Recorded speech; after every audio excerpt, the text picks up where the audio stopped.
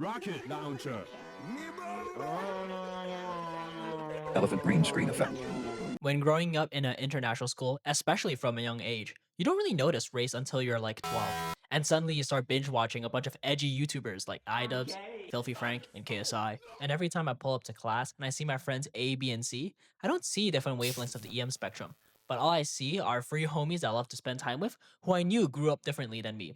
My favorite memories were always going to people's homes, meeting their parents, and trying out new non-Chinese foods such as naan bread, pasta, and pina coladas. I wish I could say that after primary school, I lived without ever making racist, homophobic, sexist, ageist, or disablest jokes. But not gonna lie, looking back, I was a really mean person just for the love of the game. And this became a recurring problem since I often find myself constantly code switching and stuck between friend groups with different perspectives and ideologies. And it became really stressful, particularly when two friend groups started arguing. One time I was studying for an exam with a few friends, and a person from another friend group busted through the door and whispered to me, "Yo, you wanna study somewhere else? This room is a bit too colorful." And yeah, you can imagine the overwhelming awkwardness that suffocated the room. Growing up with IGCSE and IB English didn't help much either, since most of the topics were either racism bad, woman sad, war bad, poor people sad. The ideas of race and ethnicity were already kind of boring in our heads, and though I didn't really care since most of my friends were Chinese anyway, I never predicted how conscious I would become about race until I studied in the States. I've gotten so many emails over the years from the college I was at about Asian dance performances, cultural celebrations, and presentations from mixed American speakers, to the point where I just flagged the international center emails as spam. Like, yo, I get it, I'm special cause I'm an alien! And at the same time, I constantly meet people who randomly mention race every time we talk. There's times where I'm walking and some random stranger says, "Hey, you're Asian, wanna join our club?" Or like, "Yo, did you know it's May? AAPI month? Congratulations!" The two most infuriating memories I had today was when I was selling food this one time, and some random Asian American girl came up to me and was like, "Yo, you guys are from Hong Kong? 新年快乐." Like, bruh, 1, it's November, 2, that's Mandarin, not Cantonese, and 3, you're literally from the Chinese Student Association. How did you not know? Like, this is literally the same energy as, "Oh, you're from Korea?" The other time was when I was studying for this chemistry exam, and one of my classmates judged me for calling gum a Mandarin because it's culturally inappropriate. Psst, psst, psst. Hey, I'm Chinese! Also, why am I getting judged for not calling Chinese New Year Lunar New Year? Let me be clear, there's nothing wrong with celebrating and promoting cultural events on campus, since I understand that living as a minority could be draining and could give people a hefty dose of identity crisis. Especially in the States, when there's a lot of history of migrants moving in and inspirational stories of making a living amongst prejudice. I'm also aware that I grew up in a place where Asians were the majority, so maybe I can't 100% empathize with Asian Americans, and that's fine. But the political presence of race and ethnicity was just so foreign to me, and for everyone to display, flex, and sometimes argue about it everywhere I go was honestly quite overwhelming. Though I'm not arguing that DEI is bad, I am arguing that it comes to a point where celebrating ethnic cultures becomes an unhealthy obsession. And I'm noticing this more and more on social media, from Asian American reels to Asian surgeries to toxic discussions where white people would default to losing since they are the oppressor. Carrying an Asian identity is slowly morphing into a dangerous obsession with using cultural background to claim a morally superior high ground. Decades of calling out racial discrimination in America are totally okay, and I support that. But I'm sorry, Tiffany, what do you mean minorities can't be racist towards white people, since we're the victim? I will not tolerate this injustice. Give me the label. I want to be racist too. Not to be racist or anything, but Asian people.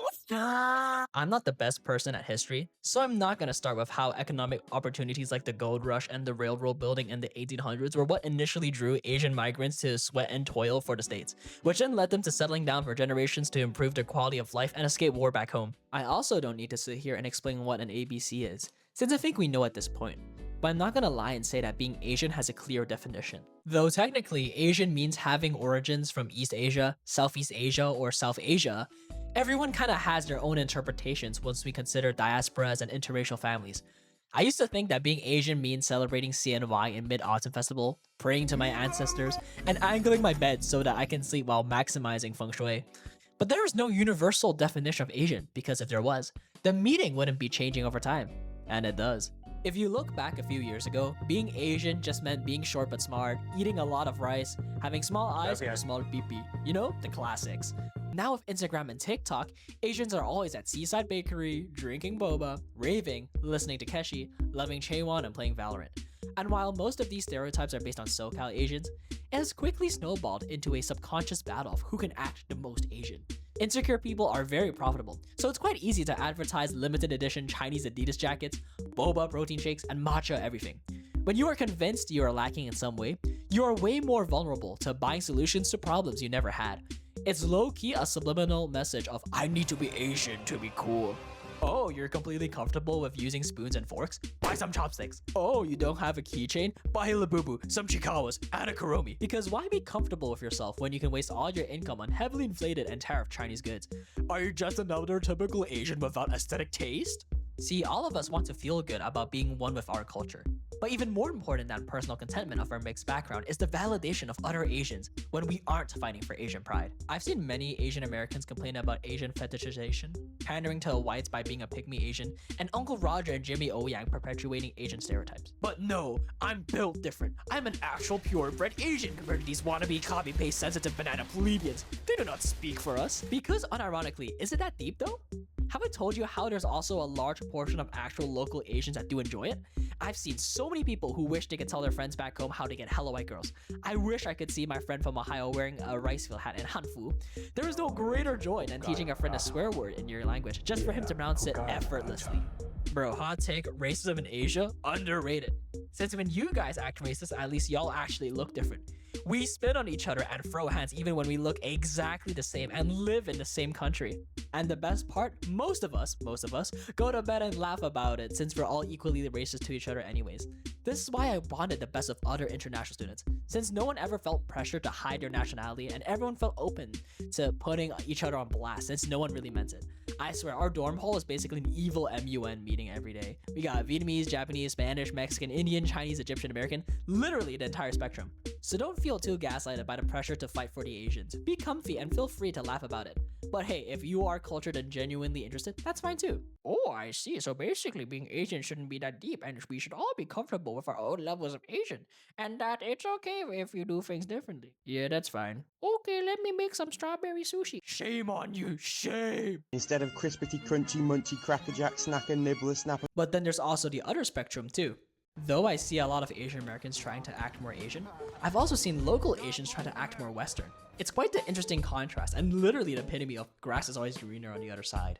For example, I've seen some local HK people try to force out a British accent, and I've also sometimes seen mainland Chinese kids try to sound more American. Speaking of China, lots of people here like to boast about the advanced tech, the banger and cheaper food, and the safety. Especially during COVID, there were so many online posts about how bad the US is. Oh wait, then if y'all hate the US so much, then why y'all keep coming here, one may ask. And you know what? Great question.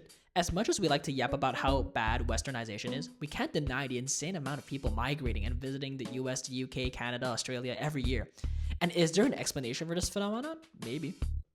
Edward Said, the dude that wrote Culture and Imperialism, insightfully wrote about a more expansive method of empire via soft power, such as poetry, philosophy, and culture, rather than the violent norm of slavery and colonies. Oh wow, he's talking about colonialism again, wow. He also argues about how Western powers spread their traditions by improving foreign industry, trade, art, and politics, crafting a perfected morality that challenges and eventually replaces native cultures. This is most often seen with the British, who encouraged the crossing of cultures in hopes of gaining resources by friendlier means to reduce native resistance. Western cultures often embed themselves into other cultures, which are still visible today, such as Asian countries celebrating Christmas and food fusions such as tikka masala and the rest of HK. TLDR, we brainwash the locals with soft power so that we can brain drain them and we can get smarter people to use in our country instead, but we can also pay for less than minimum wage. And maybe he's cooking.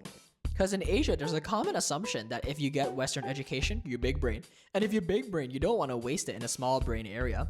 I was sitting in a cafe with my mom once and I asked if she would prefer HK under British or Chinese rule. And without a second of a doubt, she said British. But surprisingly, after leaving the US, I kind of ended up with a lot of American fatigue. And I have zero idea of why people still want to migrate to the US or UK despite them being renowned for being bad places at home. For the people who are just trying to find jobs and escape financial insecurity, fair enough. But for the people that flex how to get to study abroad, then rant about how much better life is back at home, like, huh? I'm telling you, some of us wear US drip performatively, without even knowing or watching the shows or movies that are attached in our graphic tees. I've seen endless people in HK wear Scarface and Pulp Fiction, and I'm 100% sure they have never watched either movie. So was like pretending to be American that cool? And so amongst the locals, there's two sides. Either you're a Western meat rider with zero national pride, or you're an uneducated twat who couldn't even fathom talking to someone not of your ethnicity. For example, Chinese students make up the majority of most international students in the US, and it's so weird not seeing them interact with the larger college community. Like, do you guys know how hard it is to talk to one of them? Because thanks for doing all the work in a group project, but it would be nice to still, talk and get to know you. It's just kind of sad to see how most of them would rather stick to their own groups than attempt to know other people, just to see them flex on social media on how American they are.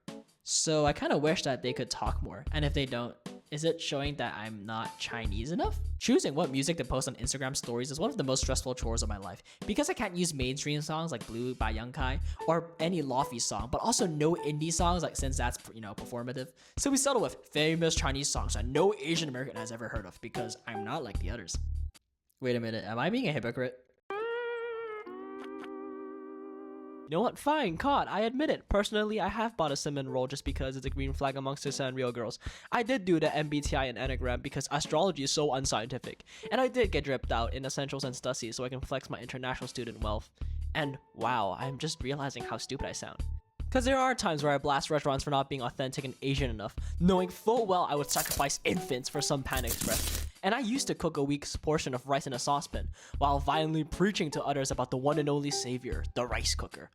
I guess y'all just heard me project for like 10 minutes, huh? So welcome to the man in the middle, the international student problem, where we are too local to be white, but also too whitewashed to be local. And so who am I to talk when I belong to neither group, and I'm just projecting all their flaws without knowing what it feels like to live on either side. So moral of the story, I guess everyone is the problem. We shouldn't laugh about race and let stuff slide, but we also shouldn't take it too seriously. Maybe I'm the issue. Why am I bringing so much more unnecessary attention to a topic that shouldn't be troubling at all? But then again, it is important to so many people, and it is something that needs to be brought up a lot more often, especially during this day and age. Though talking about global issues isn't my forte, I'm glad that you guys stayed and listened to my rant and eventual self-realization, for those who are still here. So yeah, that's about it. Like and subscribe if you want to see me rant more, I guess.